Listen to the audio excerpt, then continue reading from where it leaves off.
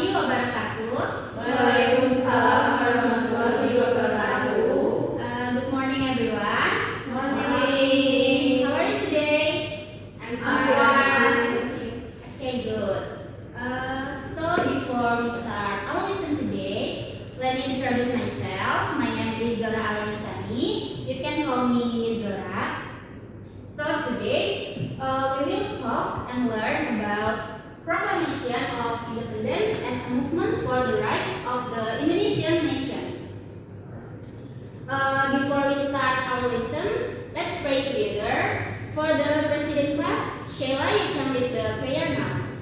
Alright, before we start our lesson today, let's pray together. Finish. Okay, thank you. So let's talk about the first topic. In the first topic, there are a range of materials with 3 chapters.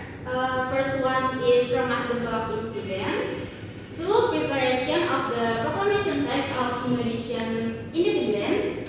And the last one is reading of the proclamation text of Indonesian independence. So in this slide, I want Citra, you can read the first paragraph in this slide. Okay, I can. Thank you. The Rengas Dengklok incident was the event that was the beginning of the formation of the Proclamation of Indonesian Independence.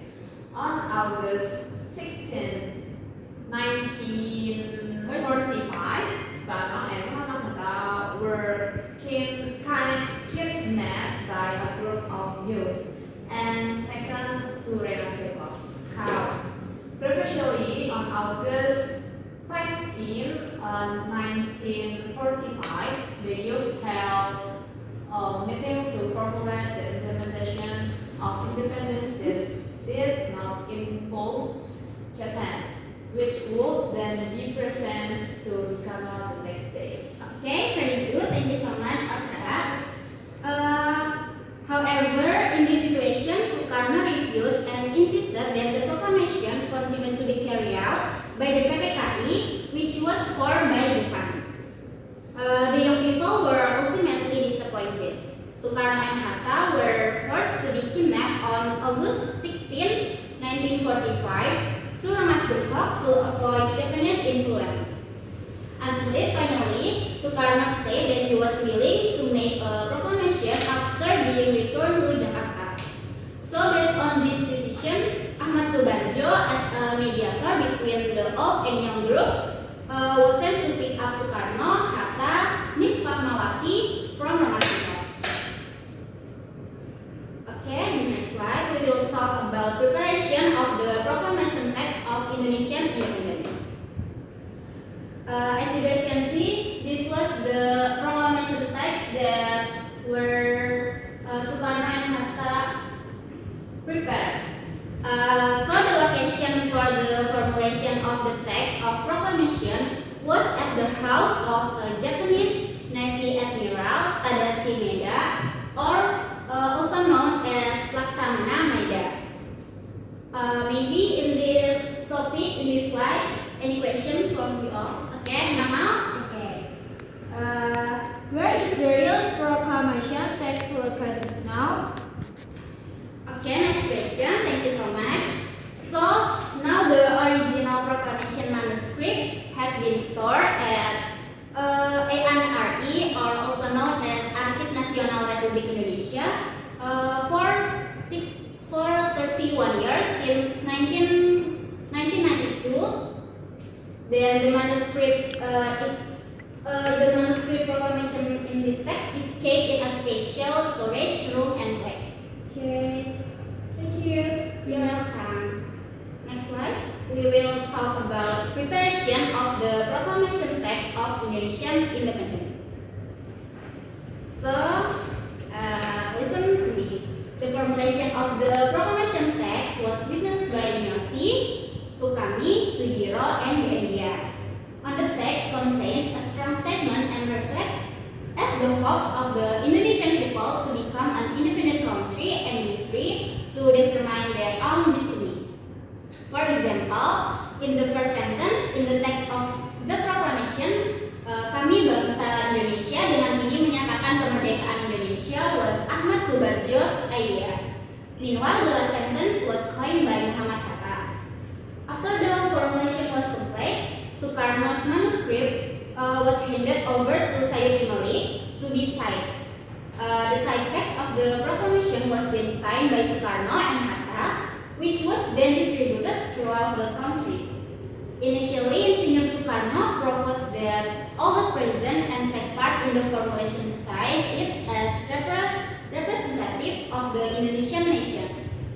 However, the young man Sukarni opposed Insinyur Sukarno's proposal and suggested that Sukarno and Hatta alone sign the text of the proclamation. Finally, Sukarno and Hatta signed the text as a representative of the Indonesian nation.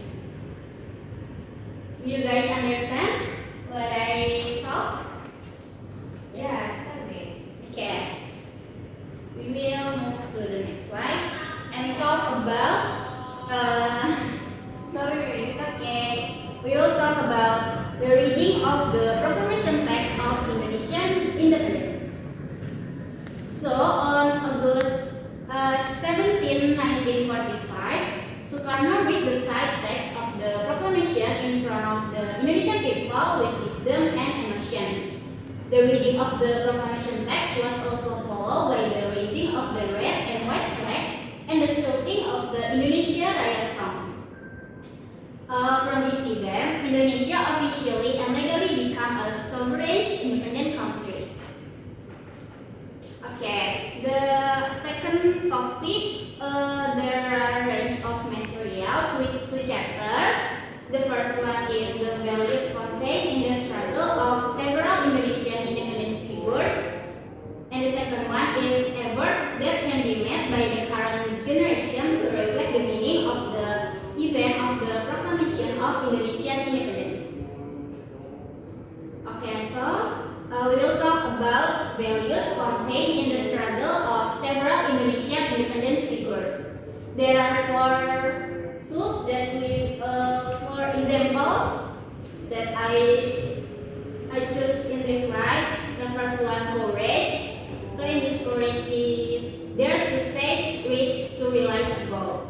Second one is the values patriotism. The patriotism is have a sense of pride and love for the country in order to achieve national success. And last one, different rights. Different rights is be fair by defending what is right and not allowing that is wrong. Okay, we move to the next slide. There is a reflection on the meaning of the proclamation of Indonesian independence. When fighting for Indonesian independence, the heroes unite against the colonialists when their fellow citizens were treated unfairly. Likewise, we must act fairly by defending what is right and not justifying what is wrong when something happens in front of us. So, what reflection do you think you will have on the topic of the proclamation of Indonesian independence? Okay, Tuti. We must act fairly, be defending what is right and not justifying what is wrong and when something happens in front of you. Okay, nice answer. Thank you so much. We move to the third topic. There are a range of materials with two chapters. First one, the historical background of the life of two proclamators, Sukarno and Hatta, and the last one is life histories and roles of several other proclamation figures such as Sayuti Malik, B.M. Dia, etc. Okay, first one, Insinyur Sukarno. Here are some of Sukarno roles for Indonesia. First one, he is a member of BPUPKI. You know BPUPKI, right? Yes, that's right.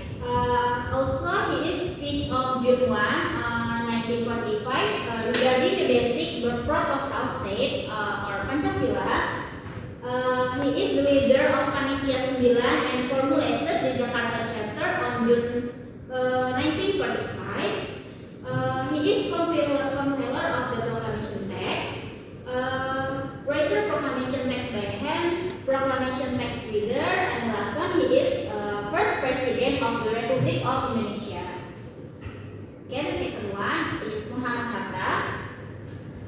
Here are some of Muhammad Hatta roles for Indonesia. So Muhammad Hatta is member of BPUPKI.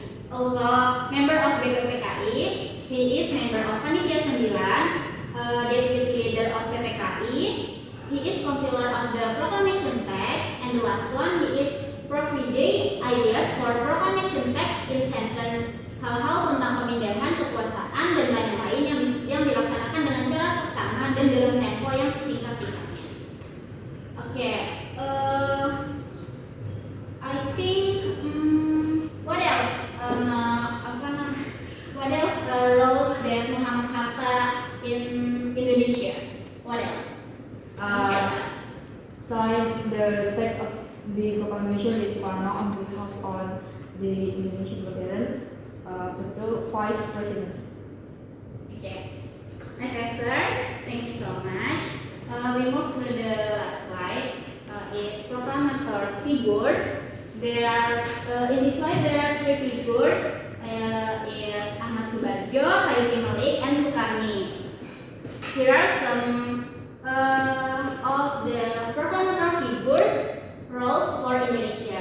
First one, Ahmad Subarjo. So Ahmad Subarjo roles is V. Soekarno and Hatta from Rengas Dengklok to prepare the text of the proclamation. Next one is Sayuti Malik. Sayuti Malik was typing the manuscript of the Proclamation of Indonesian Independence. And the last one, Sukarni. Sukarni was providing advice on the signing of the Proclamation of Indonesian Independence. Okay, the last slide. Maybe any question from you guys? Okay, Citra. Okay. Are there challenges or pressure from foreign parties that influence the steps taken after the proclamation? Okay, good question. I will answer your question. Okay, jadi, so after the proclamation of Indonesian independence, there was pressure from the Dutch who tried to regain control of their colony. The Dutch launched the first Dutch military aggression in 1947 as an attempt to regain control in Indonesia. This challenge created a large-scale conflict between Indonesia and the Netherlands, which ultimately led to negotiation and the withdrawal of Dutch troops after the Roemerian Agreement in 1949. Okay, thank you. Okay, anyone else? Maybe. Okay. As we come to an end of our Indonesian history lesson today, I want to express my appreciation for your active participation and enthusiasm. I hope you found our exploration today of topic both engaging and informative. Before we end the class lesson today, let's pray together for our president class. Okay, before we close our lesson today, let's pray.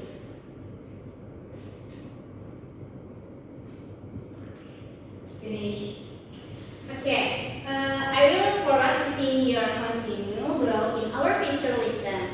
Thank you for your attention. So keep up the great work and see you in